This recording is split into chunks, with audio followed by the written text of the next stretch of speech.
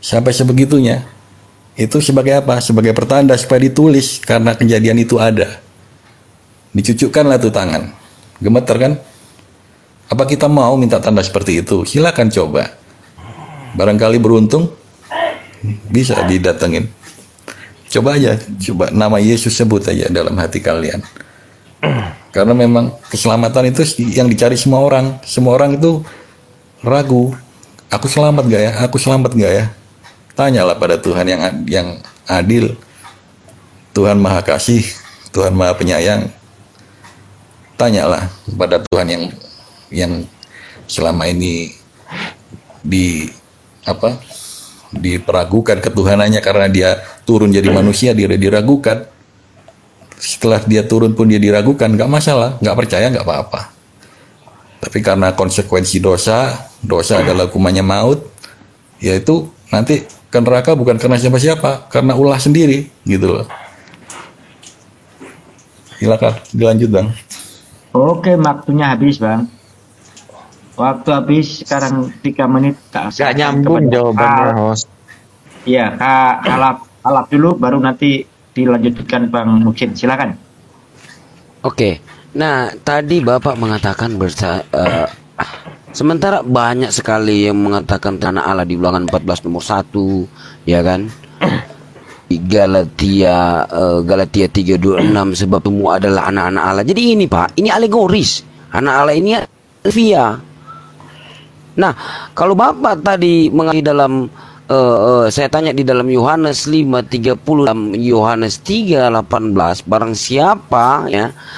siapa percaya kepadanya ia tidak akan dihukum. Nah, ya kan? Nah, Bapak di dalam Yohanes 3 nomor 17, sebab Allah yang mengutus dunia bukan untuk menghakimi dunia, melainkan untuk menyelamatkannya oleh Dia. Ya, itu jelas karena di dalam Yohanes nomor 3, engkau satu-satunya Allah yang benar, Yesus yang telah engkau utus. Nah, di dalam Markus 12, dengarlah hai orang Israel, hukum yang terutama ialah Allah itu Esa, ya kan? Nah, sementara Yohanes 5:30 yang saya pertanyakan di sini, Bapak baca baik-baik, melainkan kehendak Dia ini pencipta yang mengutus Yesus, di mana kehendak Dia ini bahwasanya sang pencipta ini mengatakan bahwasanya sembahlah Yesus. Nah, itu poin pertanyaannya. Nah, di dalam Yohanes 5:36, tetapi aku mempunyai suatu kesaksian yang lebih penting dari Yohanes. Ini kesaksian Yesus ya, yaitu segala pekerjaan-pekerjaan yang diserahkan sang pencipta kepada Yesus supaya aku melaksanakannya. Pekerjaan itu yang ku kerjakan sekarang, dan itulah yang memberi kesaksian tentang Yesus, sang pencipta yang mengutus Yesus. Jadi seperti itu kira-kira Bapak. Jadi mungkin Bapak belum menjawab tentang Yohanes 5:30. Silakan, mungkin Bang Muksin 1 menit. Oke, Bang Muksin, silakan lanjut. Semangat. Atau saya dulu deh. Saya dulu deh. Siapa? Saya host dulu, host. Ulat dulu. Ya, silakan ulat dulu. Iya, jadi jawaban dari teman-teman Kristen ini terkesan menghindar ya. Teman-teman kita tadi Pak Ustadz segala macamnya udah capek bertanya dengan dalil-dalil, tapi dijawab dengan cara ya semua orang punya free will, kalau tidak percaya ya sudah, tapi nanti kalau dicemplungin ke neraka jangan salahkan Yesus. Ini aneh gitu ya. Kalau kita gunakan logika logika ajaran seperti itu, coba bayangkan Kristen ini agama baru, kemudian dicoba didakwahkan oleh pendeta-pendetanya, tapi dia tidak mampu menjelaskan di mana letak ketuhanan Yesus. Tetapi ketika orang-orang gagal percaya, malah dicemplungin ke neraka. Jadi kita yang tidak bisa menjelaskan atau meyakinkan orang lain, begitu orang lain tidak percaya, malah dicemplungin ke neraka. Nah, ini yang harus dijawab oleh teman-teman Kristen gitu loh. Jangan menghindar. Atau memang tidak ada jawabannya di dalam Injil yang menjelaskan bahwa ketuhanan Yesus itu betul-betul ada di dalam Injil, itu tidak ada, diakui saja. Jelas semua orang semakin yakin, mantap keyakinannya bahwa memang Islamlah yang tepat saat ini untuk agama yang paling benar, kan begitu. Ya, jadi jangan menghindari pertanyaan itu aja. Oke, waktu habis, 3 menit meluncur untuk Bang Julfa. Monggo Bang Julfa. Bang Julfa? Tak riset lagi kalau belum ngomong. Oke, saya Pak. Ya, oke, mantap. Lanjut. Iya, tadi lihat dulu ya. Tadi sempat juga disebut Kristen agama baru ya. Yang lain dulu Pak, yang lain. Seandainya Kristen ini agama baru, bagaimana cara pendeta-pendetanya meyakinkan orang-orang bahwa Yesus itu adalah Tuhan? Malah menjawab, kalau tidak percaya ya sudah, itu free will katanya tadi kan. Tapi jangan salahkan nanti kalau dicemplungin ke neraka katanya. Lah, kita yang gagal meyakinkan orang lain bahwa Yesus Tuhan, tapi orang lain pula yang dimasukkan ke neraka gitu loh. Logikanya kan seperti itu jadinya. Saya tidak mau menjelaskan secara dalil karena menghindar terus begitu. Jadi kita pakai logika.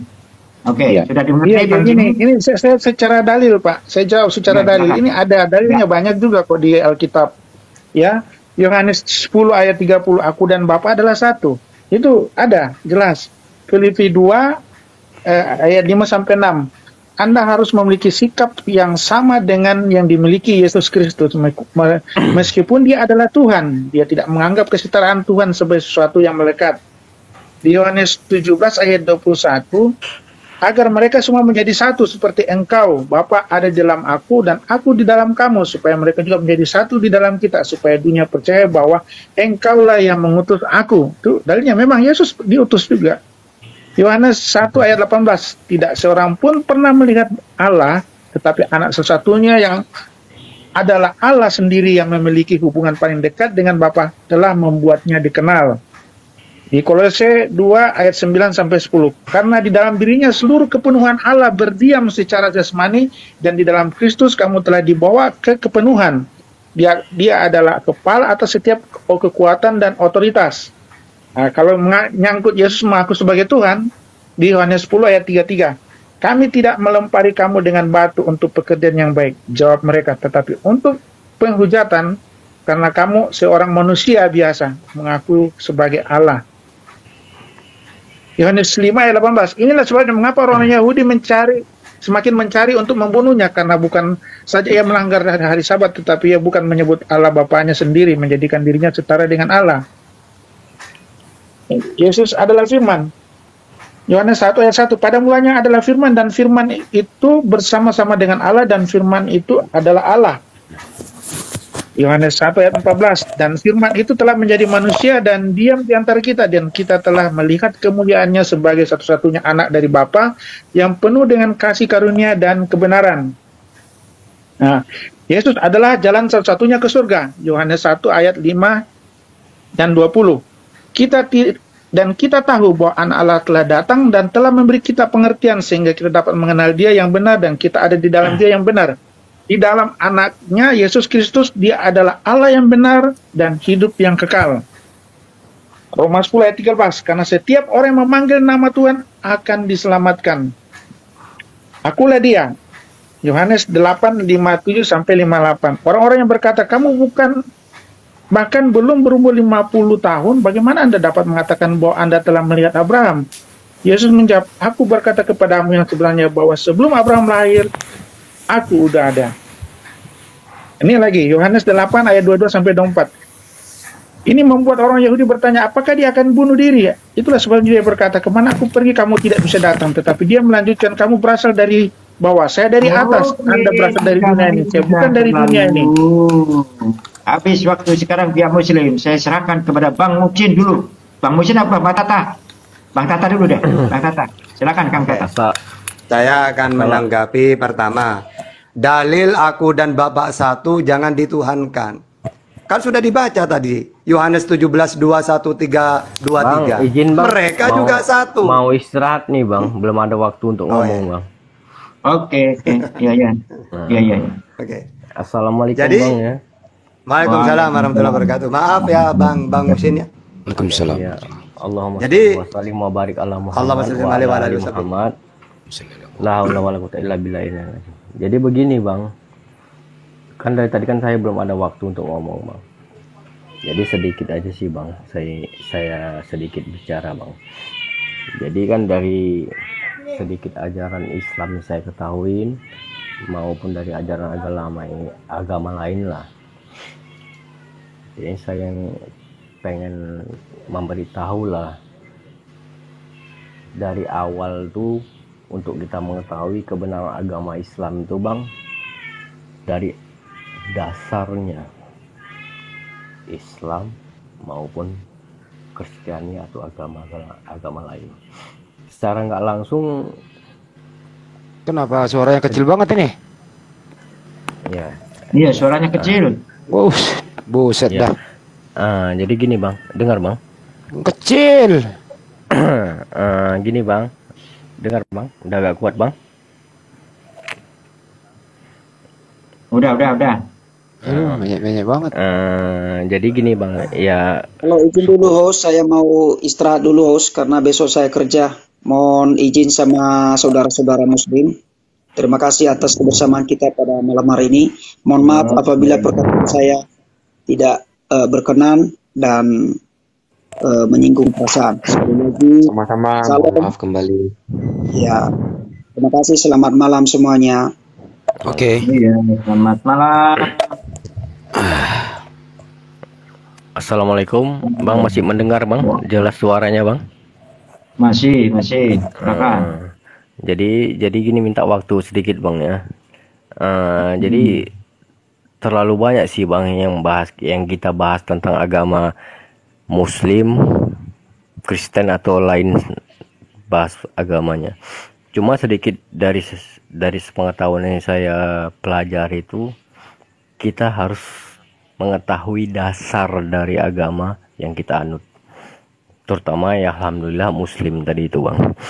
Jadi yang saya pernah dengar tuh dari yang sekarang sampai seterusnya, termasuk ya dari akun dari sosmed itu, terlalu banyak menerjemahkan, menganalisis dari pemahaman yang mereka alami tapi tidak mengetahui dasar-dasarnya. Termasuk saya bilang, ya maaf cakap ya bang, saya bilang termasuk agama Muslim. Lain sama dari agama yang selain Muslim. Jadi untuk kita pahami itu, untuk dasarnya itu agama Muslim itu kita pahami benar-benar dasarnya itu, baru kita merujuk ke kitab, ke penerjemahan, mengartikan tentang agama yang kita anuti gitu. Jadi banyak yang saya dengar tuh dari agama Muslim yang kita lihat dari sosmed atau lain hal sebagiannya. Ya kalau maaf ya bang ya, saya pun dari baru sih tahu tentang sosmed ini. Jadi kebanyakan orang yang memahami Al-Quran, menerjemahkan, mengartikan agama Injil, agama Kristen atau agama lain itu, tapi tidak mendasarkan agama yang dianuti. Jadi kalau saya pahami, intinya bang, karena ini masih ada banyak yang mau didiskusikan. Iya. Timernya mana loh? Itu yang tadi saya minta sama abang tuh, sama host tadi itu, minta waktu 3 menit sebelumnya ke depannya. Saya nggak tahu sih maksud dari TikTok, dari sosmed itu atau penjelasannya gimana untuk menyebarkan ke bang. Maksudnya nanti aja itu masalah itu dibahas terkait dengan diskusi ini, kan kita diskusi kok nggak masalah. Iya, oke bang, izin bang lah, pamit lah bang. Iya. Makanya dari banyak yang akun dari sosmed, dari live yang saya ajukan, baru sebentar aja udah mengalihkan saya bang. Itulah tadi kenapa saya bicarakan iblis itulah. Selain agama, selain dari Nabi Adam yang disempurnakan keagamaan Islamnya yang mengetahui kebenaran Allah tuh, iblislah nomor 1. Menghindari kebenaran Allah. La haula wala quwata illa. Karena kenapa kan saya bilang di TikTok ini termasuk sosmed ini, kita tidak bicara kebenaran tapi hanya sosmed. Oke bang, izin bang ya. Oke. Kalau memang saya ngomong kalah, mohon maaf. Allah. Assalamualaikum warahmatullahi wabarakatuh. Waalaikumsalam warahmatullahi wabarakatuh. Waalaikumsalam. Oke, silakan untuk dilanjutkan lagi. Ini waktunya siapa tadi? Pihak Kristen ya? Tadi saya. Oh iya, Bang Tata. Ya silakan Bang Tata. Oke. Sebelumnya mungkin bisa naik Kristen yang lain. Ya, ini kan sudah ada Bang Kalimat Tukang, ada 1. Sementara kita naikkan lagi 1.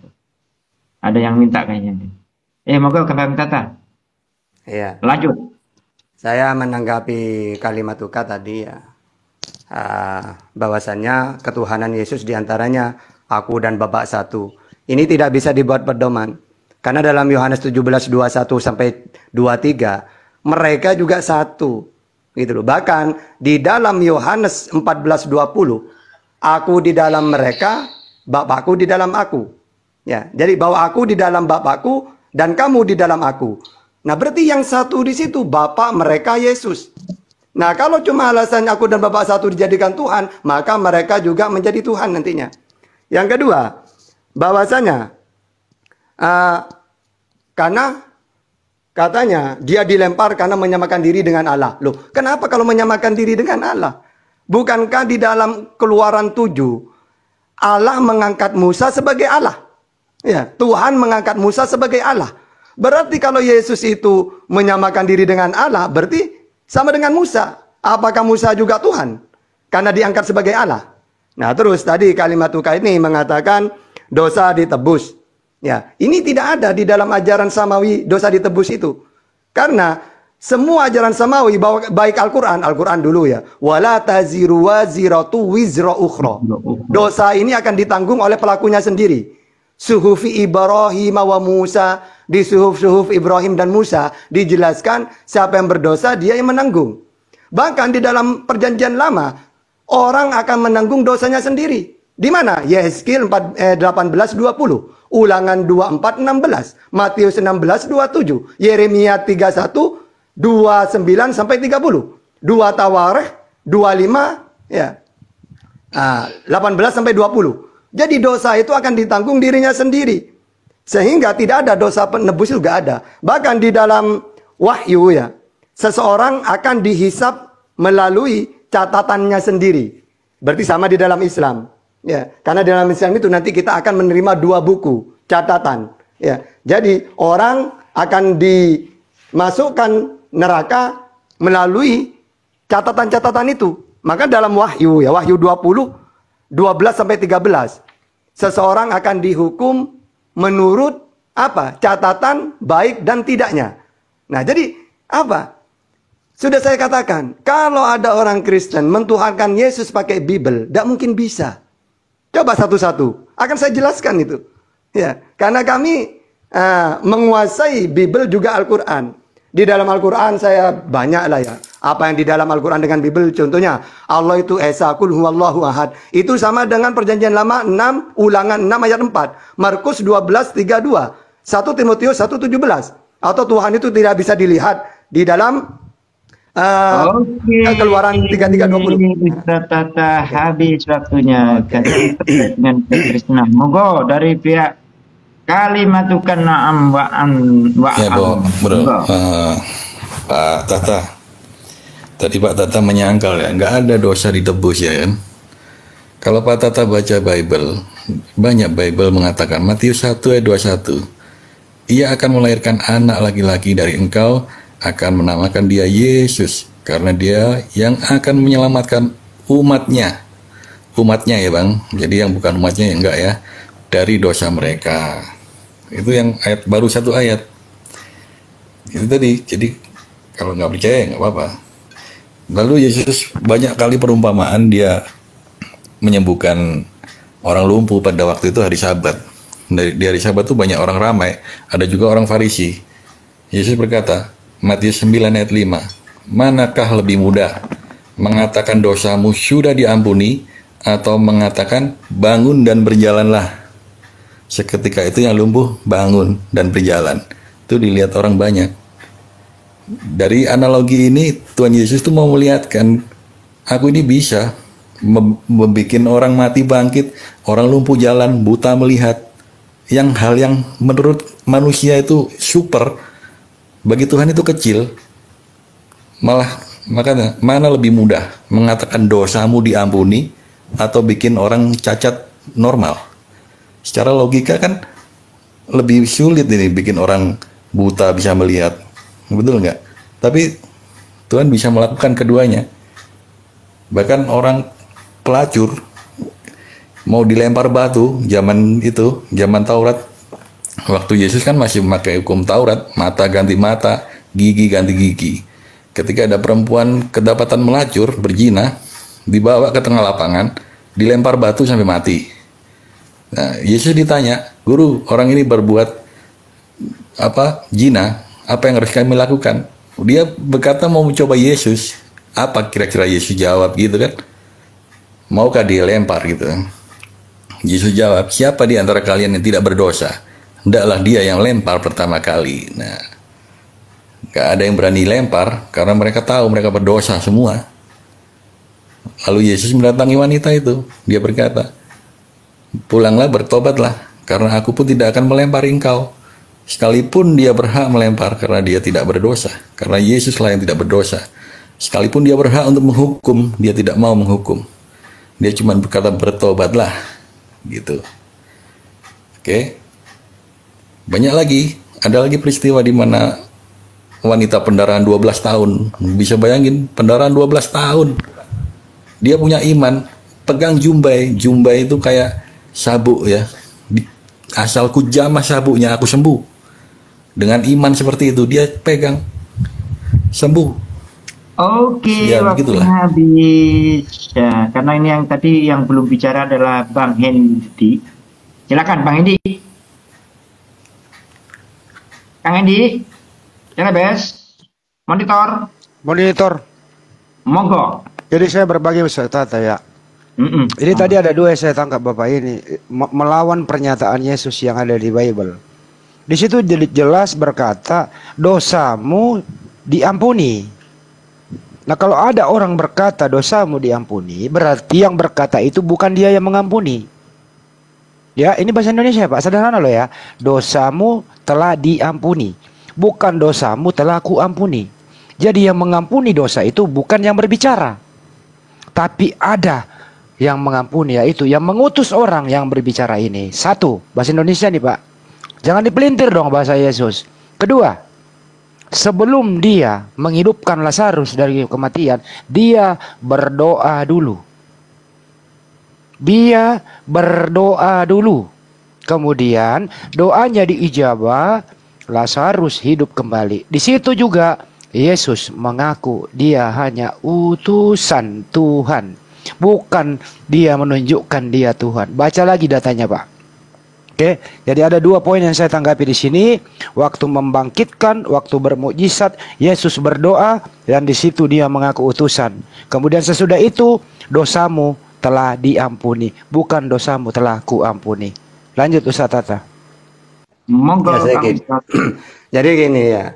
Jadi katanya karena Yesus itu Tuhan, dia bisa berbuat apa saja. Kata siapa? Mujizat saja dia masih berdoa. Bahkan dia mengatakan, aku tidak bisa berbuat apa-apa dari diriku sendiri. Loh, masa Tuhan mengatakan seperti itu? Jangankan apa-apa, ajaran loh. Dia itu tidak dari dirinya. Ajaranku bukan dari diriku sendiri. Apalagi yang lainnya. Terus kalau dia mengatakan dosamu diampuni, intinya semua yang diucapkan oleh Yesus, dia hanya penyampai firman. Sama dengan Nabi Muhammad. Siapa yang tadi baca itu ketika ruku itu? Saya ya Rasulullah. Kamu apa? Aku lihat rompakmu ada di surga. Ya, jadi walaupun Yesus mengampuni dosa dari mulutnya misalnya atau apa saja, tetap apa yang dia sampaikan hanya penyampai firman. Ya, apa yang aku sampaikan sesuai dengan apa yang difirmankan oleh Allah kepadaku. Bukan Yesus yang mengampuni. Dia itu seakan-akan disuruh. Katakan Yesus, dosanya dia diampuni. Ya, lalu dosamu diampuni kata Yesus. Yesus mengatakan itu dari mana? Lihat Yohanes 12:50. Apa yang aku sampaikan sesuai dengan apa yang difirmankan oleh Allah kepadaku. Karena dia utusan. Apa definisi utusan? Yohanes 3:34. Barang siapa yang diutus oleh Allah, tugasnya penyampai firman Allah. Berarti semua ucapan Nabi Muhammad bukan dari dirinya. Penyampai. Apa yang dikatakan oleh Yesus bukan dari dirinya. Penyampai. Jadi terus jangan diulang-ulang mujizat. Mujizat itu sebagai bukti bahwa dia menandakan dia benar-benar utusannya Allah. Mau dia membangkitkan orang mati, menyembuhkan orang buta, semua itu mujizat. Bang Ustaz Tata sudah habis. Silakan Bang Jimmy untuk melanjutkan. Sebentar saja sedikit ya, biar tidak lupa nih ayat. Tadi Bang Andi menyangkal ya. Bang Andi menyangkal kalau Yesus bisa mengampuni. Ini ada ayatnya Matius 9 ayat 6. Tetapi supaya kamu tahu bahwa di dunia ini anak manusia, dalam kurungnya ini Yesus, berkuasa mengampuni dosa. Gitu ya. Ayat yang lain lagi, Markus 2 ayat 7. Ini yang berkata orang-orang Farisi ini. Mengapa orang ini berkata begitu? Ia menghujat Allah. siapa yang dapat mengampuni dosa selain daripada Allah sendiri? Nah, maka dari itu, ini awal mula kebenciannya orang-orang Farisi ini kepada Yesus, karena Yesus menyetarakan dirinya sama dengan Allah gitu. Bahkan dikatakan, siapa kamu? Umurmu baru berapa? Kok kamu bilang kamu tahu Abraham, nih kan? Bahkan sebelum Abraham ada, aku ada. Yesus jawab begitu. Ya, lanjut. Oke, Cukup ya. Bang Jimmy. Ini lanjut. Mau nggak Bang Jimmy? Aduh tak. Stop dulu. Monitor Bang Jimmy.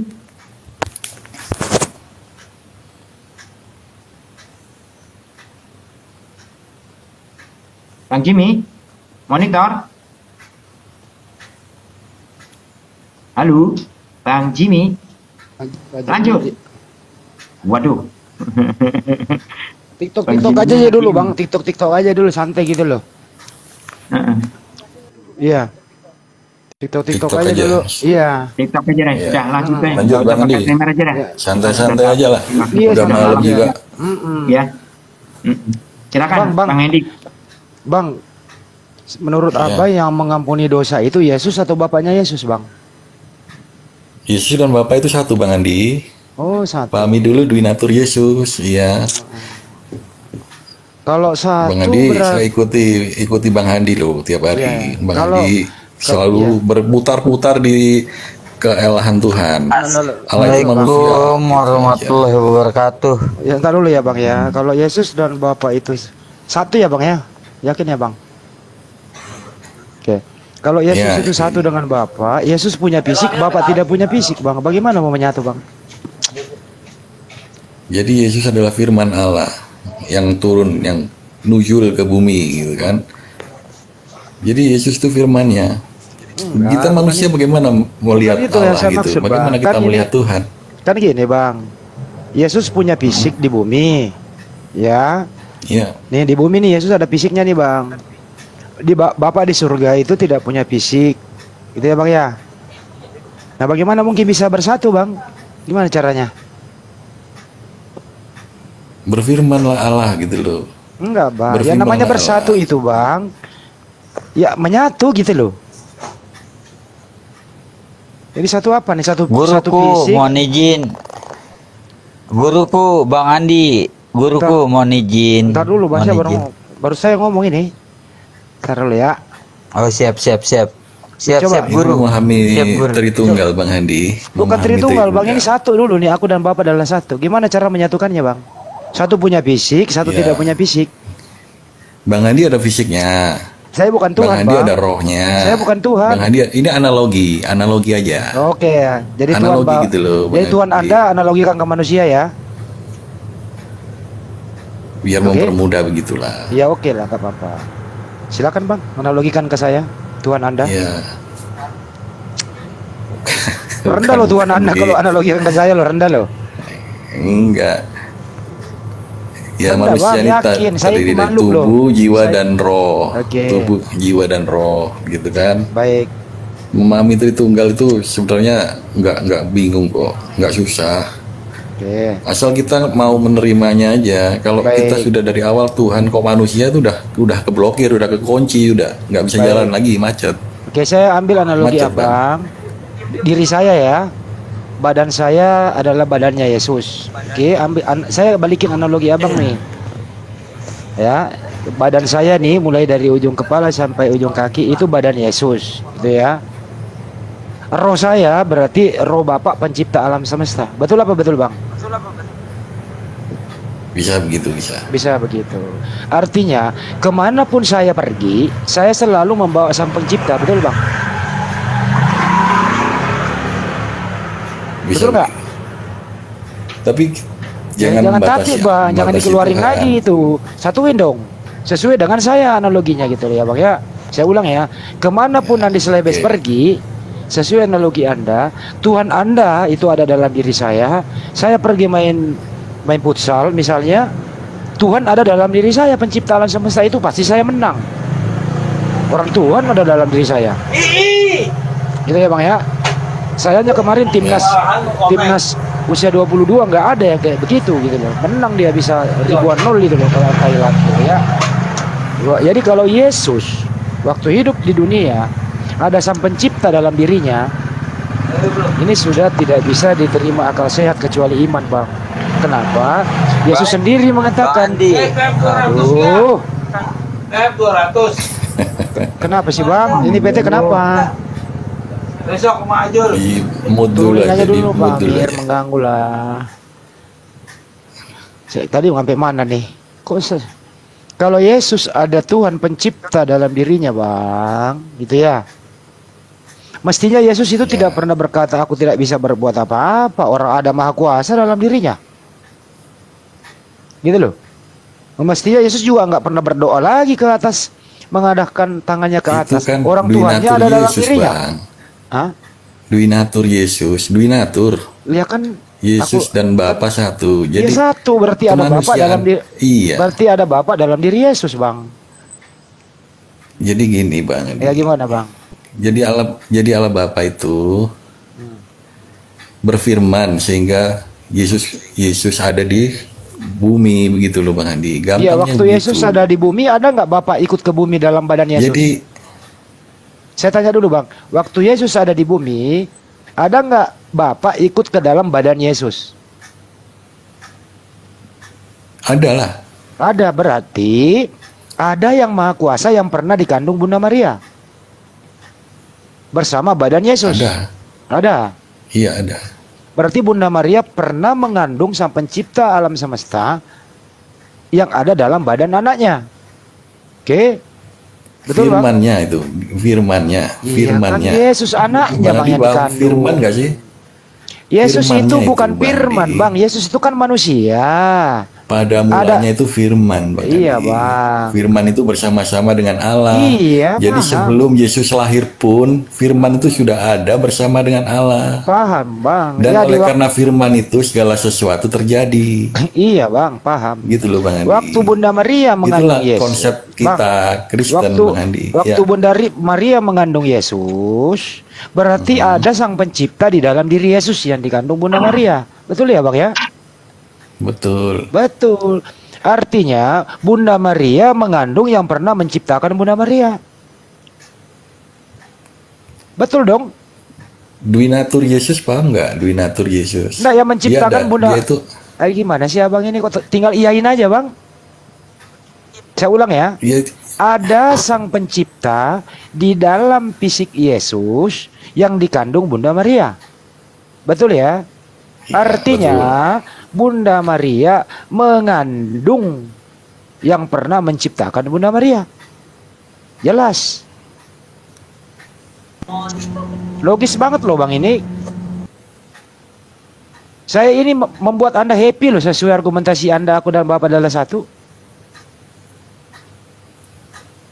Gitu loh, saya nggak membantahnya, saya aja mengikuti Abang. Kita perkuat aku dan Bapak adalah satu.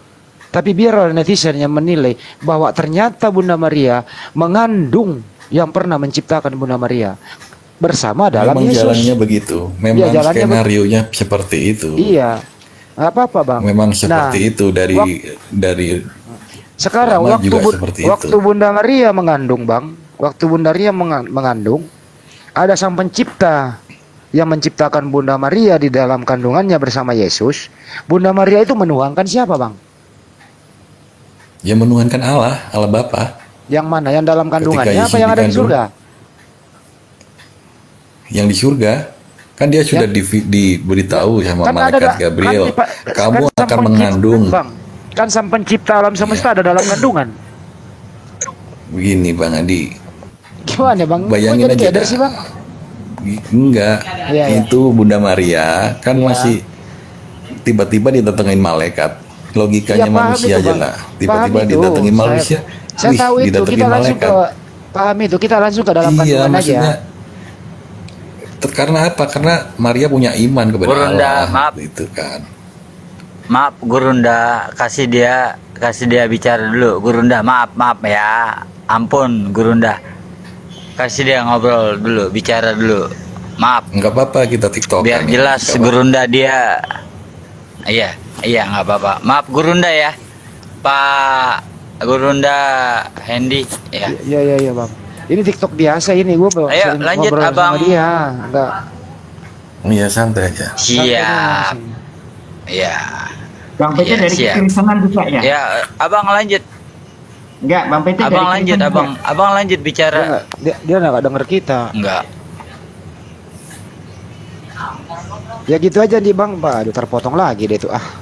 Nah, Jadi kembali Yang aku mana? dan Bapak adalah 1 Yohanes 5:30 bang. Ada tadi mengambil analogi kepada Jangan fokus saya. satu ayat, banyak ayat. Iya, Banyak terpaksa ayat. Banyak ulang ayat lagi ini. nih dari awal karena terpotong. Jadi ada Bapa Sang Pencipta di dalam diri Yesus. Yesus datang ke bumi itu melalui pihak kandungan Bunda Maria. Tadi Bapak udah mengiyakan bahwa Bunda Maria mengandung yang menciptakan dia. Ada di dalam diri Yesus. Pertanyaannya bang, kalau Bunda Maria itu mau menyembah Tuhan, dia menyembah Tuhan dalam kandungannya atau menyembah Tuhan yang lain? Dia menyembah Tuhan yang di atas, menyembah Allah Bapa, menyembah Yahweh, Elohim. Berarti Tuhan yang pencipta dalam kandungannya nggak disembah? Kan Maria masih belum tahu karya apa, maksud apa kok tiba-tiba disuruh hamil. Berarti Waktu itu Bunda kan Maria belum salah tahu. Tuhan? Belum tahu. Bukan salah Tuhan. Jadi Maria waktu mengandung, dia sudah dikasih sama malaikat, tapi kan belum tahu tujuannya dia mengandung apa. Oh, Nanti jadi Bunda seperti Maria apa, ke depan dia belum tahu. Jadi Bunda Maria nggak tahu kalau yang dia kandung adalah yang Awalnya menciptakan belum dia. tahu. Oh, Benar, awalnya belum tahu dia. Bunda Maria Seiring tidak. berjalan dia tahu. Iya, jadi Bunda Maria. Setelah Yesus besar, barulah Bunda Maria tahu. Iya. Jadi Karena ada sisi keilahian dalam Yesus. Oke. Begitu pula cara dia lahirnya ajaib. Barulah di situ Bunda Maria mengetahui siapa Yesus itu. Paham bang. Jadi Lanjut. Bunda Maria tidak tahu kalau yang dia kandung itu adalah yang menciptakan Bunda Maria. Nanti setelah dewasa, baru dia tahu ternyata anaknya ini adalah Sang Pencipta alam semesta, ada dalam diri anaknya. Nah, setelah dia anaknya dewasa, bang, Bunda Maria menyembah siapa? Setelah dia tahu. Setelah dia tahu ya menyembah Yesus karena Yesus adalah firman-Nya dari Allah itu sendiri, karena Allah yang menunjuk dari Yesus. Jadi awalnya ketika hamil dia nggak tahu. Banyak paham, kok bukti-buktinya ketika umur berapa 13 dia udah berdebat dengan ahli-ahli Taurat. Paham. Ya, Artinya Bunda Maria sebelum dia tahu yang dia kandung adalah Sang Pencipta, dia menyembah dulu Bapa yang ada di surga. Tapi setelah dia tahu anaknya ada Tuhan di dalam diri anaknya, berubahlah penyembahan Bunda Maria ke anaknya sendiri. Tidak menyembah lagi kepada Bapa yang ada di surga. Begitu ya Bang ya? Iya, betul. Begitu ya. Karena ya itu tadi, karena Yesus adalah firman, istilahnya refleksi.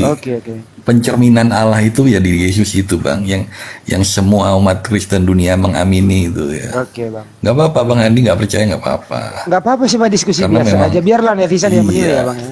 Semoga Iya, saja Kristen yang mendengarkan ini semakin kuat kekristenannya, kan gitu ya Bang. Iya. Nah, kalau Pak Yusuf misalnya suami Bunda Maria kan itu tunangannya ya, menyembah siapa Bang? Sama mungkin menyembah Allah Bapa ya, tapi tidak dijelaskan nih. Nggak menyembah Yesus. Dijelaskan detail gitu. Nggak menyembah Yesus. Awalnya sama seperti Maria, awalnya tidak tahu. Bahkan Yusuf sempat ragu kan di Alkitab. Murid-murid Bang, murid-murid menyembah siapa? Murid-murid awalnya kan juga tidak tahu ketika dipanggil satu persatu kan awalnya tidak tahu siapa ini Yesus. Tapi kan berjalannya waktu. Jadi cuma hanya Bunda Maria yang mengetahui sembahan, yang lain nggak tahu. Awalnya seperti itu Bang. Nggak, waktu Kan tidak Yesus, semua orang. maksud saya gini Bang, waktu Yesus ada di dunia umur 30 Ada yang tahu. tahun sampai Ada 30 tiga orang jadi ada Majus itu tahu. Jadi ada selang waktu 3 tahun setengah ya. Orang itu nggak tahu yang mana yang disembah. Hanya Bunda Maria saja tahu kalau ini sembahan dalam diri anaknya, kan gitu ya Bang ya. Iya. Yang lain salah sembah dong Bang.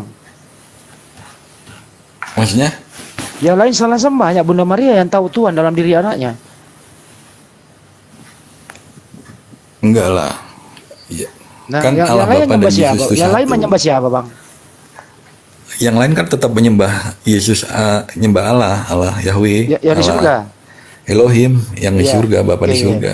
Ya, di masyarakat waktu itu semua menyembah kepada Bapa Elohim yang ada di surga. Bener. Hanya Betul. Bunda Maria saja yang menyembah anaknya. Betul ya? Iya betul. Betul. Sepengetahuan setelah berjalannya waktu ya. Iya, betul. Sebelum Yesus berkarya, Yesus selama 3,5 tahun itu Baik. kan sudah Baik. cukup untuk membuktikan dia Tuhan. Iya. Saya ini nggak mempersulit loh Bang. Kalau Saya malas- misal enggak. Misal begini Bang Andi, Iya, misal gimana, Bang? cerita itu memang bohongan atau cerita dongeng. Cerita itu tidak akan turun temurun sampai sekarang. Saya Gitu, sih nggak Bang mau Andi. saya Jadi nggak tidak mengatakan akan dongeng Bang. Saya nggak mau tidak kayak gitu. tidak akan ada pengikutnya yang sampai ribuan tahun. Saya nggak mau. Kalau itu kisah bohong lo ya. Saya nggak mau berkata seandainya kisah itu dongeng dianggap. Saya Ya, nggak mau oke, berkata respect, dongeng Bang Andi. menista Bang, nggak mau saya. Respect. Nggak mau saya. Oke, kayak itu respect saya. Oke, terima saya itu kasih. kalau Bang. diskusi nggak mau. Jadi oh, ya makanya kan tadi menista kayak saya gitu. suka tuh. Iya, oke, lanjut. Oke. Suka Ustaz saya. Tata nih, gimana Ustaz? tempatnya. Ngantuk Ustaz? Udah malam. Yang lain mau bicara silakan. Pak Arham. Oke, izin ya Sensei ya. Ya silakan Bang. Oke. Izin Jadi mau gini, tanya, boleh? Ntar dulu PT, Oh, Pak Arham dulu. Lanjut. sabar dulu. Lanjut abang. Jadi Lanjut, kecuali Abang. Yohanes Lanjut. tiga dari keempat Injil kanon menuliskan ayat seperti yang di Matius 96 tadi ya, tetapi supaya kamu tahu bahwa dunia ini dunia anak manusia berkuasa mengampuni dosa kan, Markus 2 nomor 10, Lukas 5 nomor 2. Menurut mereka di dunia ini tidak ada manusia yang kuasa mengampuni dosa kecuali Yesus. Dan karena kuasa seperti itu hanya pada Yesus, maka jelas ya di sini mengatakan bahwasanya Yesus Tuhan ya. Nah, sepintas ini terbak ya, seperti klaim ia biasa dahsyat untuk dinisbatkan kepada seorang anak manusia. Tetapi terlepas dari apa mereka sadar atau tidak, nyatanya klaim ini sekaligus juga merupakan kesalahan fatal dalam kekristenan. Kenapa? Sebab pengakuan ini menggugurkan salah satu doktrin pokok dalam Kristen. Oke. Jadi jika Yesus kuasa mengampuni dosa, lantas Pak, ngapain juga dia harus jungkir balik, disiksa dan dinista oleh segelintir manusia bernama Yahudi hingga akhirnya merana di salib untuk sebuah tidak bernama penebusan dosa, gitu kan? Nah, pastinya ada yang salah Pak. Bukankah ketiga sudah demikian jelas menginformasikan Yesus berkuasa mengampuni umat manusia kan? Tetapi kenapa pada kenyataannya dia menjadi tumbal, mati disalib, ditebus dosa manusia Pak? Jadi pertanyaannya Pak adalah yang mana menurut Anda yang sudah pasti salah, ayat ilahi yang ditulis oleh ketiga pengarang Injil Kas atau ajaran Paulus yang memaksa pengikut menerima dogma melawan akal bahwa kematian Yesus di kayu salib adalah menebus dosa manusia. Nah, terus Pak, itu satu pertanyaan. Terus satu lagi 30 detik. Nah, coba Bapak cari dalam kitab ucapan Yesus yang kira-kira bunyi gini Pak, dosa sudah kuampuni. Nah, sampai mungkin mati pun tidak akan pernah temui ayat seperti itu Pak. Nah, jika Yesus kuasa mengampuni dosa, tentu beliau akan berkata ampuni. Nah, sedangkan tentang menyembuhkan orang sakit seperti Bapak yang sampaikan tadi, dan itu Petrus sendiri pernah tulis pimpinan ke-12 murid Yesus yang paling tahu Yesus tegas-tegas mengatakan bahwa siwil pun Yesus tidak punya mujizat di dalam Kisah para 2 nomor 22. Begitu Pak, silakan mungkin Bapak bisa menanggapi yang mana lagi Bang? Sudah jelas tertulis kok di Alkitab. Bang Andi aja bisa jawab itu. Bang Andi udah baca loh Kejadian sampai Wahyu. Kenapa Yesus disalib Bang Andi? Kan Bang Andi udah baca tuh. Yesus disalib kenapa Bang Andi?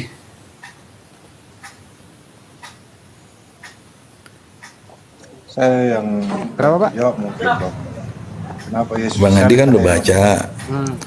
Bang Andi kan udah baca Kejadian sampai Wahyu. Iya. Itu teman Bang Andi tanya, kenapa Yesus kok disalib? Ya menurut jawaban orang Kristen, Yesus disalib itu dia menyerahkan nyawanya dan mengambilnya kembali demi untuk menebus dosa manusia, kan gitu jawaban orang Kristen Pak. Itu jawabannya Pak Arham katanya. Biar saya bantu jawab dia. Lanjut Bang Arham. Sedikit. Boleh sedikit komen? Monggo. Oke, Bedi. Monggo lanjut. Yang disalib itu kan bukannya Isa, disamarkan itu, bukan Yesus, Isa Almasih, bukan. Kalau itu Bang Adi udah Itu tahu, Bang. disamarkan, jadi diganti dengan Ini nggak membahas itu Bang. Thomas, Yudas. Itu Iya. Bang Adi udah tahu. Bang Adi udah baca Alkitab tuh Bang. Nggak membahas itu. Abang udah belum baca belum? Belum kan? Kan yang dibahas ketuhanannya Yesus. Iya, nggak membahas itu kita. Ketuhanannya Yesus, Bang PT, mengenai ketuhanannya Yesus. Jadi Bunda Maria tahu kalau Yesus itu Iya. Tuhan. Jadi memang Bang Andi di Bible kan Bang Andi udah baca, ada tertulis memang. Apa yang dikatakan bodoh oleh dunia, kamu akan dibenci karena namaku. Iya Bang. Bang, kalimat itu kan kalau ibunya tahu Yesus itu Tuhan. Kalau Yusuf tahu Yesus itu Tuhan. Jadi begitu. Silakan Ustaz. Maksudnya Bang Kalam ini Ustaz, orang lanjut, Yahudi Ustaz. tahu Yesus itu Tuhan di Israel. Maaf Bang, putus-putus suaranya Bang. Jadi orang Israel Yahudi pada masa itu tahu Yesus itu Tuhan gitu ya. Jadi gini, izin ya Pak. Tadi mungkin kurang anu karena saya udah baca tadi. Nah sekarang begini Pak, poinnya gini. Jika Yesus mengampuni dosa, lantas ngapain juga dia harus disiksa di kayu salib oleh segelintir umat manusia bernama Yahudi gitu loh Pak, kan? Iya kan? Nah, akhirnya mati merana di salib untuk sebuah alasan Gini yang Bang, tidak itu masuk. untuk menggenapi nubuatan. Itu mungkin Bapak bisa menggenapi jawab. nubuatan Iya, hukum bentar dulu, Taurat Pak. Bang.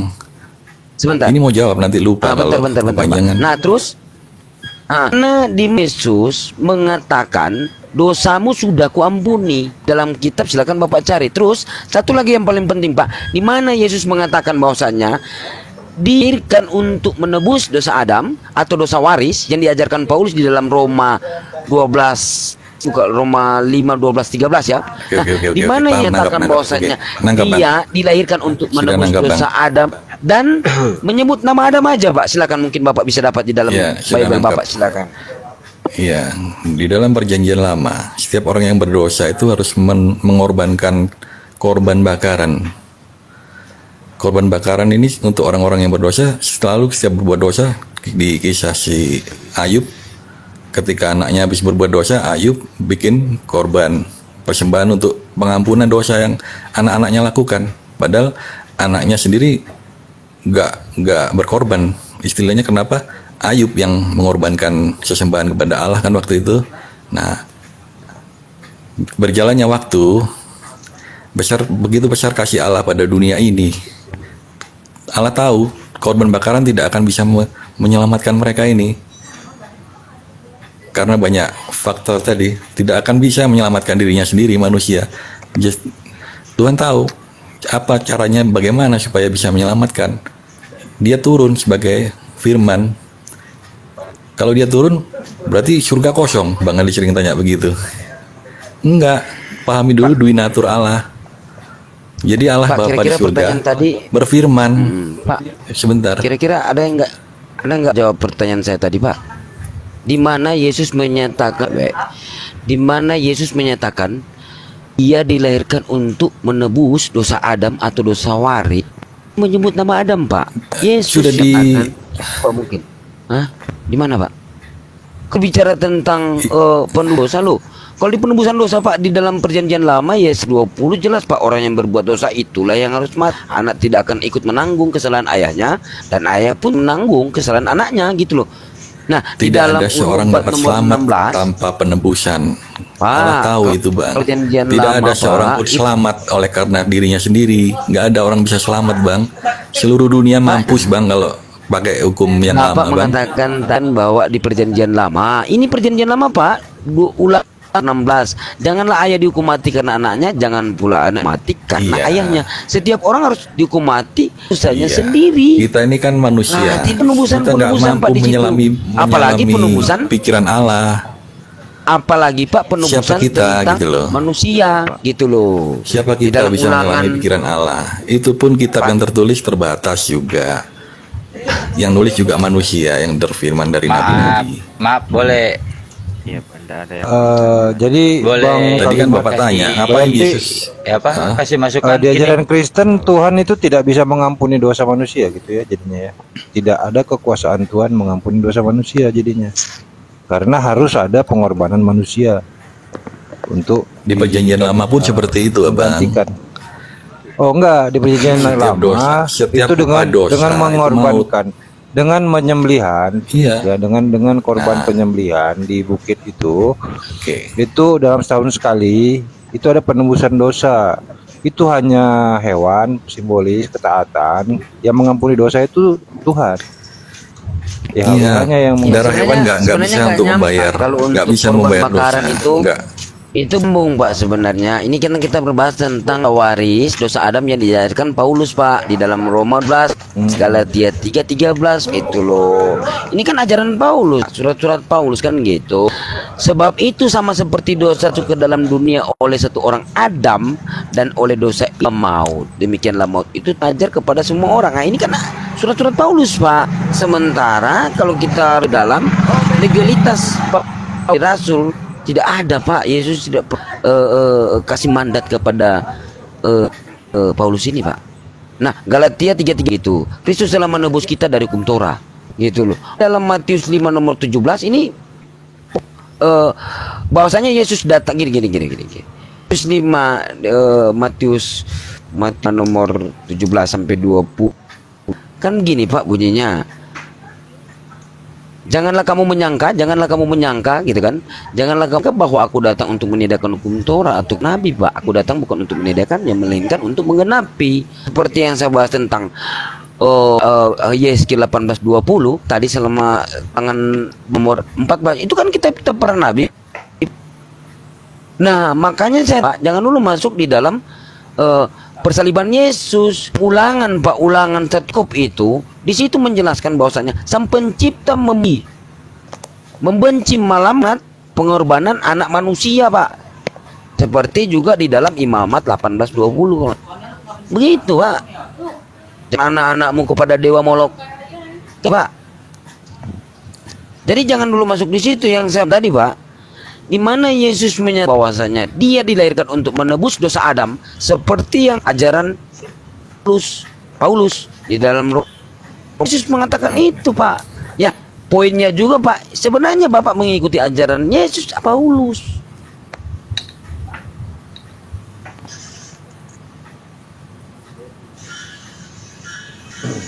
Ada kok Bang, firmannya ada. Keturunanmu akan meremukkan si ular ini ada.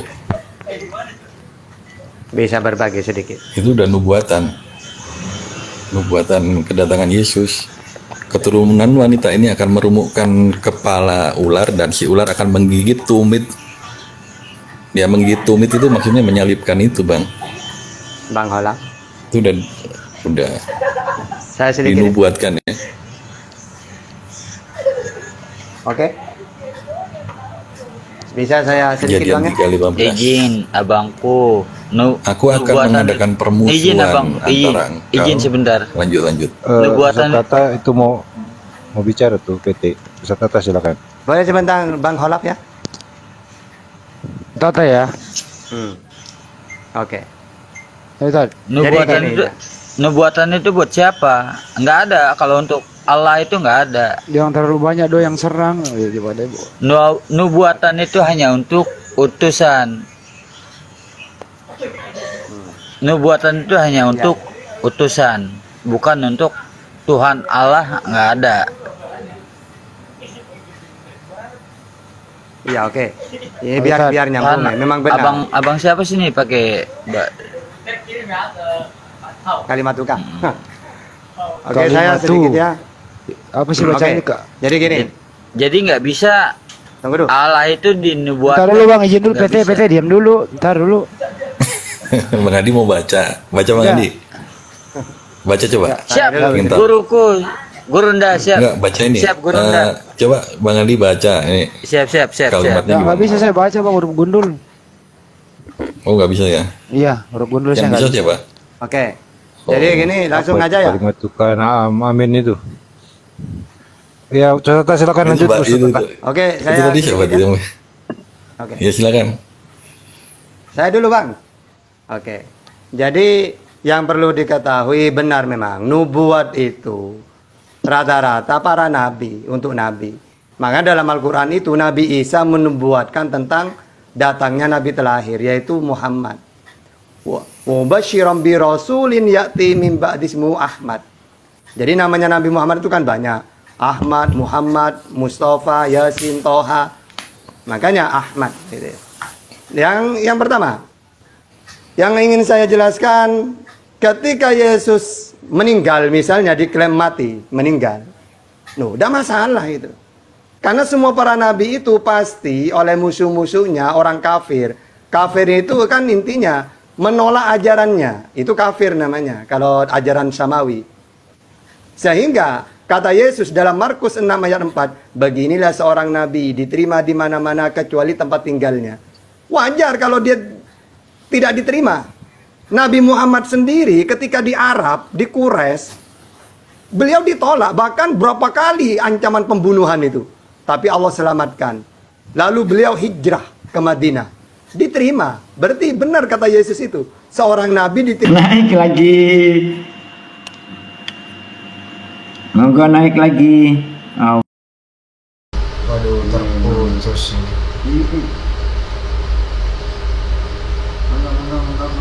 Terputus ya teman-teman. Masih banyak penjelasan.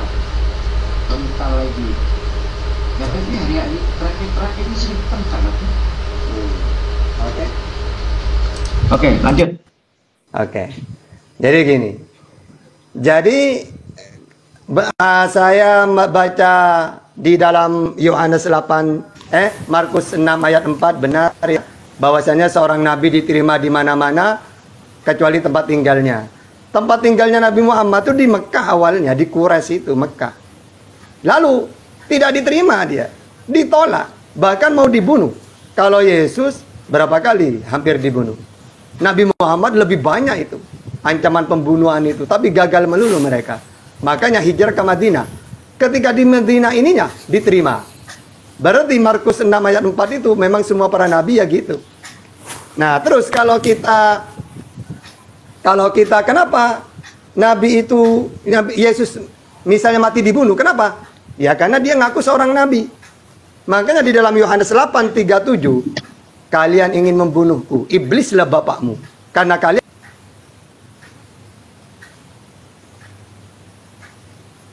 Kepental Ustaz katanya.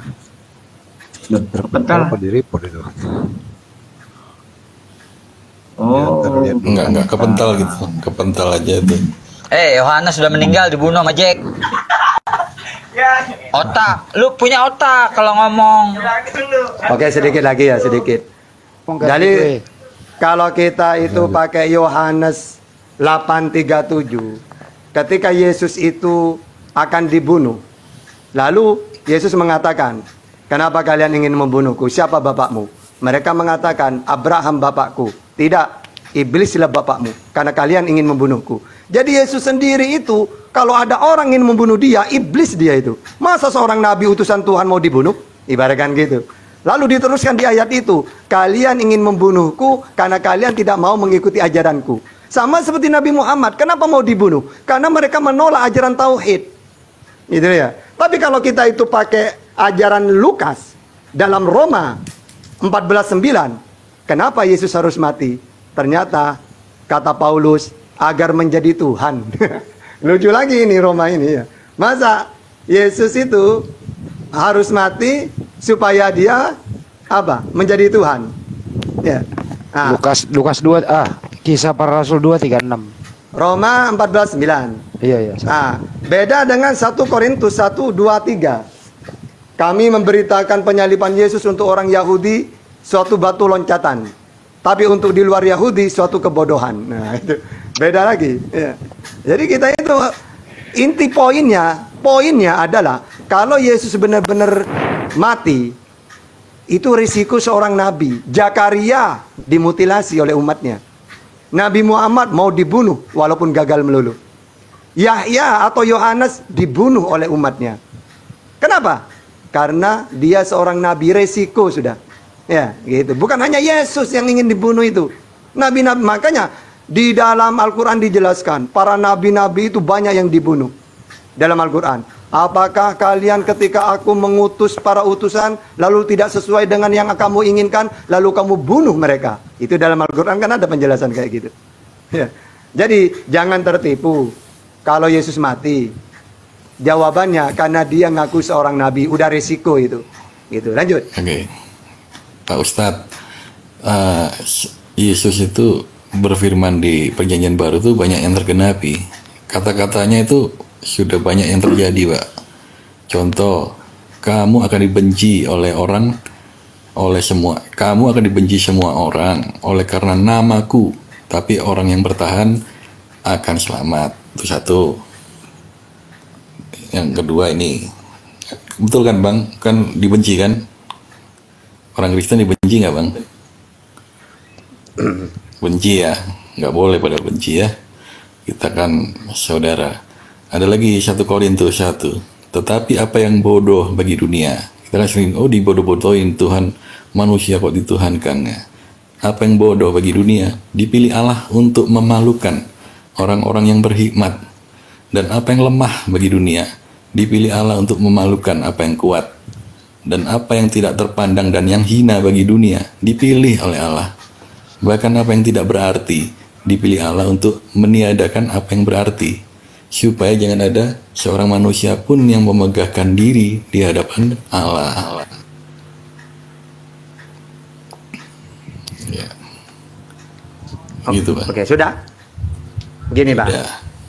Kata siapa orang itu membenci Kristen? Tidak, Bang. Orang Islam itu malah meluruskan sesuai Bible loh.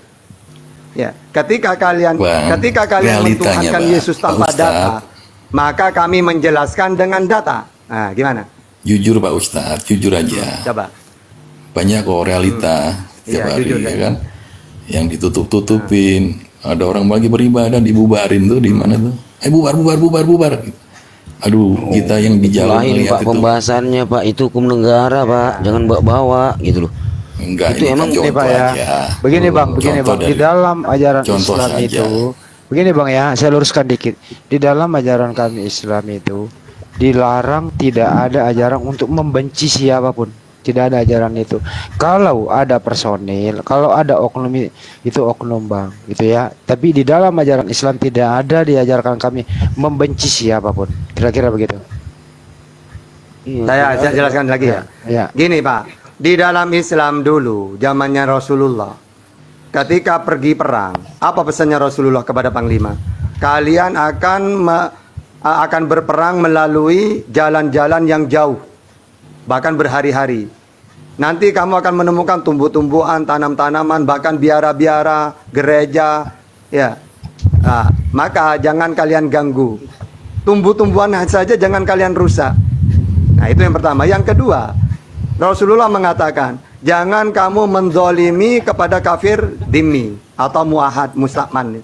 Kalau kamu mendoliminya, maka kamu tidak akan mencium bau surga. Makanya kalau ada orang mengganggu non-muslim yang itu bukan kafir harbi, itu kami itu tidak akan masuk surga, Pak. Jadi gak ada kebencian dalam Islam itu. Nah, kalau kita dialog seperti ini, bukan benci. Justru kami meluruskan pakai data itu. Ya. Apa yang kalian tuhankan tentang Yesus, maka kami luruskan itu sesuai dalil. Gitu. Ya, makanya tadi saya mengatakan, kalau orang Kristen mentuhankan Yesus pakai Bible, insya Allah tidak akan bisa itu. Sama dengan ada orang Islam mentuhankan Nabi Muhammad, ya gak bisa. Wong jelas-jelas utusannya Allah, wa ma arsalnaka illa rahmatan lil alamin. Yesus juga banyak ayatnya dari tadi saya jelaskan. Itu ya. Nah, makanya kita harus buktikan itu. Ya, coba cari ayat satu-satu saja. Dalam segi apa Yesus dituhankan dalam Bible? Tidak akan bisa. Coba. Ya, jadi kalau Bapak bahas tentang tadi, Bapak di sini bertahan lama loh di rumah Muslim. Coba Bapak lihat komal-komal Kristen. Lihat kami Pak di komal-komal Kristen. Kalau Bapak di komal-komal Muslim malah adem gitu loh. Ada juga pendeta Kristen, banyak Pak yang. Tapi kalau Bapak bahas tentang tadi ya itu hukum negara Pak. Nah, gitu. Itu pun ada surat-surat Pak, harus lengkap. Seperti kami juga Pak di dalam Islam kalau mau membuat tempat ibadah ya harus lengkap dong sesuai aturan negara. Gitu Pak. Nah oke, kita lanjut aja ya Pak ya. Nah itu di dalam keselamatan menurut Yesus ya Pak ya. Nah itu kita lanjut di tema tadi ya. Nah di dalam Yesaya 45:21, Yesaya 49:26, Hosea 13 nomor 4 gitu kan. Mereka sama sekali tidak pernah diajarkan tentang penebusan dosa. Sementara kalau Bapak bahas tadi tentang Kejadian, tumit yang di anu mana Pak emang tumitnya Yesus waktu diturunkan Pilatus dari kayu salib emang remuk? Tidak, dan itu tidak menceritakan di situ. Dan Bapak juga tidak menjawab tadi di mana Yesus yang menyatakan bahwasanya Yesus sudah remuk itu. Remuk semua badannya Yesus, Pak. Pak, waktu dia diturunkan lututnya enggak remuk, Pak. Waktu Pilatus menurunkan dia dari kayu salib enggak remuk lututnya. Itu sudah hancur sebadan. Sudah dibikin mati sampai lambung ditusuk. Pak, di situ yang berbicara tentang lutut, tapi itu bukan kejadian itu, Pak. Tidak ada indikasi untuk berbicara tentang Yesus di situ. Kan yang saya tanyakan tadi, Pak. Istilah. Nggak nyambung sebenarnya kalau di Kejadian. Istilah, Pak. Ya, nggak nyambung kalau di Kejadian. Yang saya tanyakan tadi, Pak, di mana Yesus menyatakan bahwasanya dia dilahirkan untuk menebus dosa Adam atau dosa waris. Berarti dia sudah dilahirkan ya. Nah, sementara Kejadian itu, Pak. Kejadian bagaimana Bapak bisa menjelaskan di situ kalau kita masuk di dalam Kejadian yang Musa gitu. Emang Musa Yesus sudah ada belum kan gitu. Nah gini Pak, jadi ayat tadi yang keempat ayat tadi, yang ketiga ayat tadi ya, Yesaya 45:21, bukankah aku Tuhan, tidak ada yang lain, tidak ada Allah selain daripada aku, Allah yang jadi Allah yang adil dan juru selamat, tidak ada yang lain kecuali aku. Yesaya 49:26, supaya seluruh umat manusia mengetahui bahwa aku Tuhan adalah juru selamatmu dan penebusmu yang maha kuat. Allah Yakub. Hosea 13 nomor 4, tetapi aku adalah Tuhan Allahmu, sejak di tanah Mesir engkau tidak mengenal Allah kecuali aku, dan tidak ada juru selamat selain daripada aku. Ini bukan Yesus Pak, ini sang pencipta gitu loh. Nah jadi mereka sama sekali tidak pernah diajarkan tentang penebusan dosa Adam Pak, untuk memperoleh keselamatan, dan sama sekali tidak pernah diajarkan tentang adanya dosa waris yang pernah dilakukan oleh Adam. Nah satu-satunya jalan keselamatan adalah dengan meyakini bahwa Allah adalah Tuhan satu-satunya juru selamat, ya kan, satu-satunya, dan sebagai penebus dosa, satu-satunya sebagai Tuhan yang maha kuasa Pak. Sementara juga Yesus mengajarkan begitu Pak. Yesus mengajarkan di dalam Markus 10:17-19, dikisahkan seorang bertanya kepada Yesus gitu kan, guru yang baik, apa yang harus kuperbuat untuk memperoleh hidup yang kekal? Jawab Yesus, mengapa kau katakan aku baik? Tak seorang pun yang baik selain daripada Allah sang pencipta. Engkau tentu mengetahui segala perintah. Jangan membunuh, jangan berzina, jangan mencuri, jangan lupa, jangan di sini. Jangan mengucapkan saksi dusta, jangan mengurangi hak orang, hormatilah ayah ibumu. Nah, di sini kalau memang Yesus memang menebus dosa, kenapa harus ada larangan jangan, Pak? Gitu loh. Nyambung kan, Pak? Jadi jangan mencuri, jangan berzina. Nah, ini mana Bapak mengatakan di sini ajaran untuk menebus dosa? Sekalipun Tuhan Yesus sudah disalib, mati dan bangkit, kita umat-umat yang percaya tetap harus mengerjakan keselamatan itu Pak. Tidak seenaknya setelah ditebus sudah tenang-tenang aja, leha-leha bikin dosa, enggak. Berarti ambigu dong Pak ya? Kita tetap ada ayatnya Pak. Kerjakanlah keselamatan itu dengan takut dan gentar Pak. Ada ayatnya Pak. Kerjakan keselamatan itu dengan takut dan gentar. Gini Om, gitu, Pak. Boleh. Ini Pak, sekarang untuk ini baterai boleh juga udah tinggal sebentar, 8. boleh gini. Sebentar, ini saya mau tanya. Saya tanya gantian Om dari tadi kan ini? tanya di Bible. Sekarang saya mau tanya ke Pak Ustadz Tahta. Pak Ustadz, ini di Al-Maidah 46 bisa dijelaskan Pak. Al-Maidah 46 dan 68 Pak. Coba Pak dijelaskan. Saya juga penasaran Poin masalahnya apa biar langsung dijelaskan Pak? Poin masalahnya apa Pak? Langsung biar jelas. Poinnya apa Pak? Pak Kalimat. Saya pengen tahu ayat ini maksudnya gimana.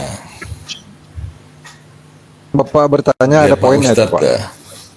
Oke. Bukan. Biar mempersingkat waktu Pak. Oke. Ini Pak. Harus dibaca dulu. Ini oke. Kalau mau baca ini dari 44. Jadi kalau dari 44 nih gini, ketika Allah mengutus para nabi itu bertahap. Di zamannya Musa harus mengikuti Musa dengan Tauratnya. Makanya di dalam 44 ini biar nyambung ya. Inna anzalna Taurata fiha hudaw wa nur. Yahkumu bihan nabiyyuna alladhina aslamu lilladhina hadu warrabbaniyuna wal akhbar. Langsung saja. Sungguh kami yang menurunkan kitab Taurat, di dalamnya ada petunjuk dan cahaya. Yang dengan kitab itu para nabi yang berserah diri kepada Allah memberi putusan atas perkara orang Yahudi. Jadi orang Yahudi di zamannya di zamannya Musa mengikuti Musa. Apa saja isinya Taurat itu? Wa katabana alaihim fiha anna nafsa bin nafsi wal aina bil ain wal anfa bil anfi wal uduna bil uduni was sinna bis sinni wal juruha qisas. Isinya Taurat itu diantaranya kami telah menetapkan bagi mereka di dalamnya Taurat bahwa nyawa dibalas dengan nyawa, mata dengan mata. Nah itu ya intinya, orang berbuat salah maka harus dihukum sesuai kesalahannya apa? Membunuh ya dibunuh. Sampai kapan ini? Sampai datang nabi yang kedua, yang setelahnya. Maka ketika Allah mengutus nabi setelahnya, yang berlaku nabi ini, yaitu waqaffaina ala asarihim bi Isa bani Maryam musaddiqan lima baina yadayhi minat Taurat wa atainahul injil fihi hudaw wa nur. Nah, setelah di zamannya Musa dengan Taurat, sampai kapan? Sampai Allah mengutus Nabi Isa. Dan kami teruskan jejak. Nah ya, ini kan. Dan kami teruskan jejak mereka dengan mengutus Isa putra Maryam. Membenarkan kitab yang sebelumnya yaitu Taurat. Dan kami menurunkan Injil kepadanya. Setelah diturunkan, maka ayat 47, ketika Isa diturunkan, tadi kan Musa mengikuti Taurat. Maka ketika Yesus diutus, maka waliyahkum ahlal Injil bima anjalallah. Dan hendaklah pengikut Injil memutuskan perkara menurut apa yang diturunkan oleh Allah. Jadi di zamannya Musa dengan Taurat. Sampai kapan? Sampai Allah mengutus Isa. Maka setelah Isa diutus, waliyahkum ahlal Injil, maka semua perkara diputuskan melalui Injil. Sampai kapan? Sampai Allah mengutus Nabi setelahnya. Kapan? 48-nya. Wa anzalna ilaikal kitaba bil haqqi musaddiqan lima baina yadayhi wal minal kitab wa muhaiminan alaihi. Maka setelah Allah mengutus nabi yang terakhir, dan kami telah menurunkan kitab Al-Qur'an kepadamu Muhammad dengan membawa kebenaran. Jadi ini Pak ya, di zamannya Musa dengan Taurat, maka berlaku Taurat ini. Sampai kapan? Sampai Allah mengutus Isa. Maka diputuskanlah dengan Injil di zamannya Isa. Sampai kapan? Sampai Allah mengutus Nabi Muhammad dengan Al-Qur'annya. Maka semua kitab-kitab itu sudah dinasah. Nah, terakhir. Ibaratkan gini, Pak. Di zamannya Bapak Soeharto, undang-undang mengikuti Soeharto. Sampai kapan? Sampai ada pemilihan lagi. Di zamannya Bapak SBY, ada undang-undang lagi. Maka undang-undang Bapak Soeharto tidak akan berlaku lagi. Gitu. Itu tadi menjawab pertanyaannya Bro Andi ya. Bro Andi tadi jawabnya itu ya. Tadi kan Bro Andi tanya, terus Maria menuhankan siapa? Yaitu jawabannya tadi ini. Ya Bang Andi. Udah closing aja ya. Kalau closingnya di kalau Al-Maidah jawabannya 68. tentang Tuhan seperti itu, Tuhannya berubah berarti Bang. Sebentar Bang, closingnya Beda Al-Maidah dengan 68 ya. pemerintahan. Beda Bang. Closing Kalau saya di Al-Maidah dengan 68. itu tentang yang disembah. Beda tuh pertanyaannya dengan pemerintahan. Berarti ada perubahan Tuhan dalam Kristen gitu jadinya Bang kalimat. Isa putra Maryam. Itu di dalam Quran surat Al-Maidah 46 ya, Pak ya? Yang pertanyaan tadi kan? Iya, 46. Kitab Injil ada petunjuk. Nah, jadi gini, coba saya sedikit ya, Pak. Cuman sedikit aja gini. Di dalam 7%. Ya nggak apa-apa, sedikit aja. Jadi gini, di dalam Quran surat Al-Maidah ayat 182 ya. Ya, jadi sesungguhnya akan engkau dapati orang-orang yang paling dekat permusuhannya terhadap orang-orang yang beriman, yaitu orang-orang Yahudi dan orang-orang musyrikin. Dan sesungguhnya akan engkau dapati pula orang yang paling dekat kasih sayang terhadap orang-orang yang beriman, yaitu orang-orang yang berkata sesungguhnya kami adalah orang Nasrani, dalam kurung Nasara ya. Nasara atau Nasrani ya. Yang demikian itu karena di antara mereka pendeta-pendeta dan rahib dalam kurung padre, dan sesungguhnya mereka tidak menyombongkan diri. Asbabun nuzul gini. Pada zaman Rasulullah ada 3 golongan yang sangat keras permusuhannya terhadap Islam, antara lain kelompok besar Yahudi di Madinah, kaum musyrikin yang berpusat di Mekah dan kabilah-kabilah Arab dibandingkan dengan 3 golongan tersebut, kaum Nasara memang lebih dekat persahabatan dengan umat Islam. Hal itu disebabkan karena umat Nasrani, bentar Pak, waktu itu menunjukkan sikap yang bersahabat dan penuh toleransi. Tepat sekali jika yang paling dekat kasih sayang persahabatannya dengan umat Islam pada zaman Rasulullah waktu itu adalah golongan Nasrani yang beriman dengan benar. Tetapi salah besar bila dikatakan bahwa orang Kristen seperti sekarang ini paling dekat kasih sayangnya kepada umat Islam, sebab hakikat Kristen itu tidak sama dengan Nasara.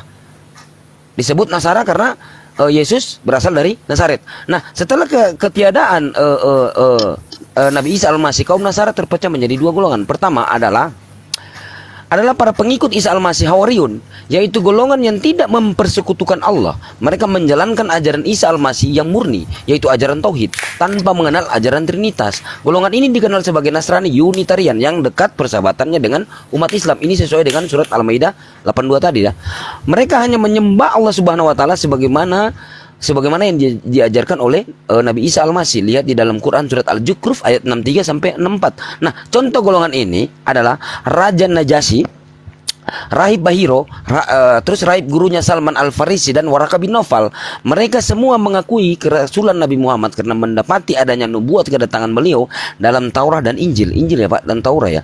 Bukan yang Injil sekarang ini 4 kitab kanon. Dalam sejarah gereja awal mereka lebih dikenal sebagai kelompok Unitarian dipelopori oleh Arius.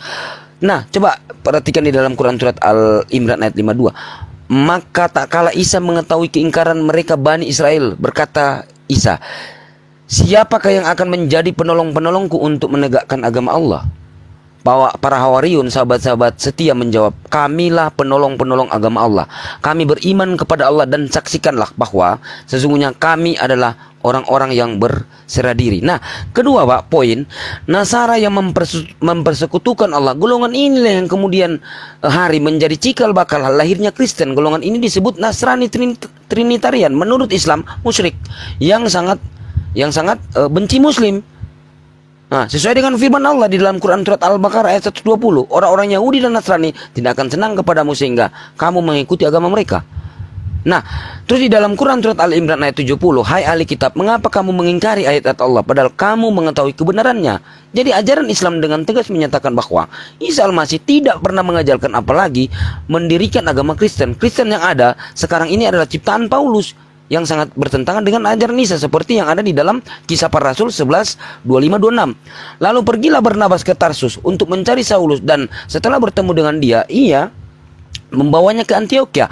Mereka tinggal bersama-sama dengan jemaat itu 1 tahun lamanya sambil mengajar banyak orang. Di Antioquia lah murid-murid itu untuk pertama kalinya disebut Kristen. Kisah Para Rasul 11:25-26. Jadi gitu Pak. Jadi kalau untuk membahas tentang kitab-kitab yang dimaksudkan tadi, Injil yang dibawakan Yesus ya, yang sekarang Bapak pegang 4 Injil kanon Pak.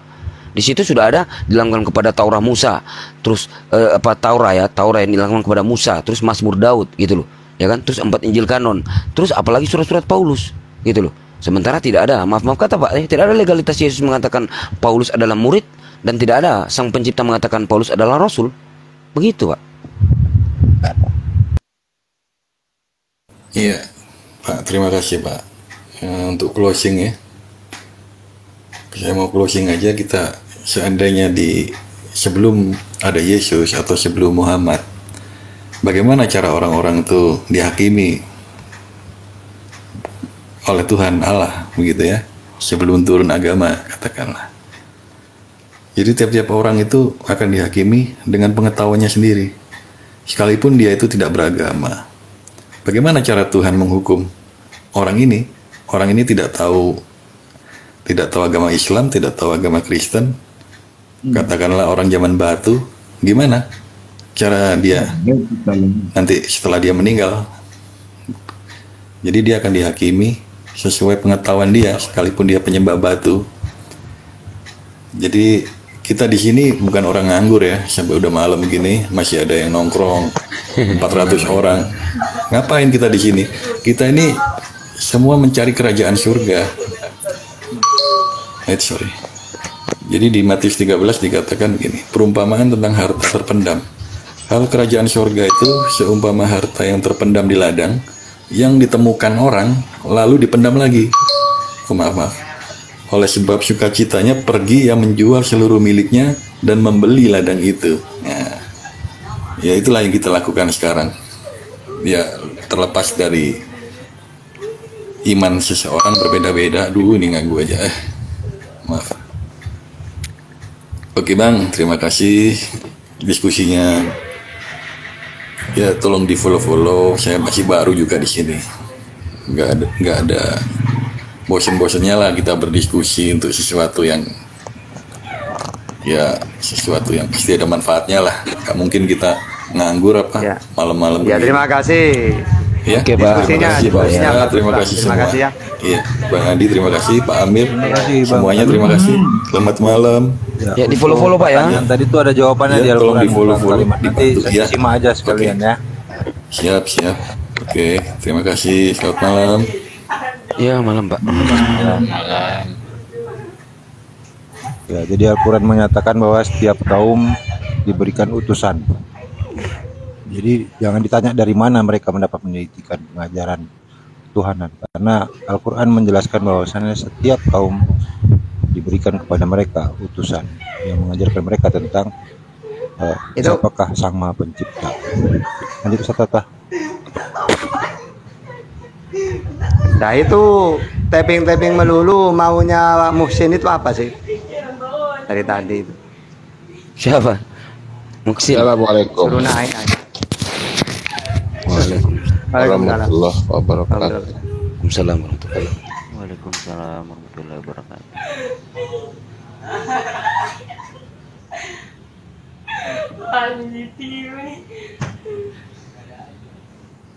Muksin yang mana Ustaz? Ustaz yang mana Ustaz? Muksin. Saya Muslim tadi dan naik nunggu berjam-jam waktunya 20 detik. Kan bukan benar nih itu. Ada kan saya kasih waktu tuh kan Bang Muksin tadi kan gitu loh. Iya. Nyantai aja lah Bang Muksin kan gitu. Iya. Lagian kita juga di sini. Saya kasih ruang, saya turun di bawah. Jadi lagian kita di sini, apalagi ada Ustadz Tahta gitu loh. Di sini kan kita juga sebagai fakir ilmu ya, kita persilakan kepada guru-guru kita kan gitu. Nah, sebagai Ustadz Tahta juga ya, saya juga pribadi ya pengen sekali dengar ceramah-ceramah dari Ustadz Tahta kayak gitu sih, Bang Muksin gitu kan. Lagi Bang Muksin tadi kan saya sudah pula kasih waktu kan gitu. Nanti lah kan gitu. Mohon izin. Assalamualaikum Gurunda. Waalaikumsalam. Waalaikumsalam. Gurundi, izin turun ya. Mau besok pagi lagi nih. Ya, mohon maaf semua guru-guruku. Mohon maaf. Assalamualaikum.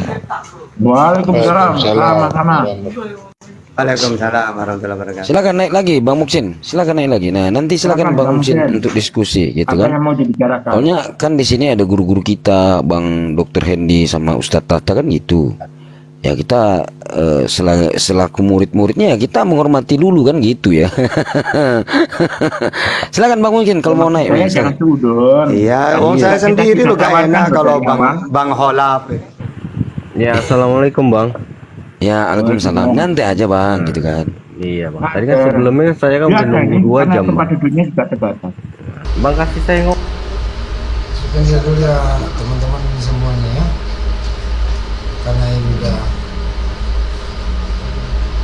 selesai, artinya udah nggak ada. Kita lanjut lagi nanti. Intinya adalah tadi ada yang lucu deh, saya sekali lagi nanti aja lucuan menjelaskan konsep ketuhanan mereka. Terima kasih semuanya. Assalamualaikum warahmatullahi wabarakatuh.